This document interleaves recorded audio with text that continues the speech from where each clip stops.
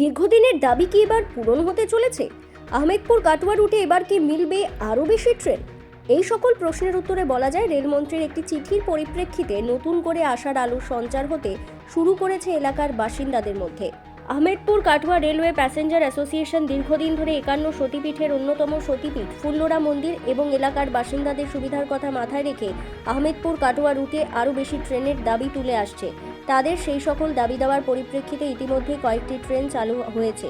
তবে এবার খোদ রেলমন্ত্রী অশ্বিনী বৈষ্ণব এলাকার বিধায়ক দেবাশিস ওঝাকে যে চিঠি দিলেন, তাতে আশার আলো আরও বৃদ্ধি পাচ্ছে। আহমেদপুর কাটোয়া রেলওয়ে প্যাসেঞ্জার অ্যাসোসিয়েশনের দাবি দাওয়া পূরণের পরিপ্রেক্ষিতে 6ই জুন লাভপুরের নবনির্বাচিত বিধায়ক দেবাশিস ওঝা রেলমন্ত্রীকে চিঠি দিয়ে এলাকার রেলের উন্নয়নের বিষয়ে আগ্রহ প্রকাশ করার অনুরোধ করেন।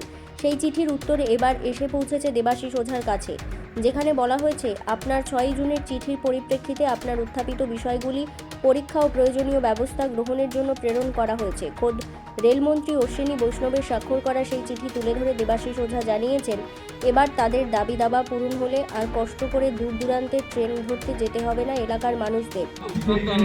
কারণ আমাদের শুধুমাত্র ধরুন আমোদপুর আমাদের এখান থেকে 25 কিলোমিটার যেতে হয়, বোলপুর যেতে গেলে 25 কিলোমিটার যেতে হয়, কাটোয়া যেতে গেলেও তার থেকে বেশি রাস্তা যেতে হয়। যদি আমরা এখানে সকালে একটা ট্রেন পাই বা দুটি ট্রেন পাই, আবার সন্ধ্যাবেলায় ফিরে আসতে পারি, আমাদের সকলের চাহিদা ছিল এটা।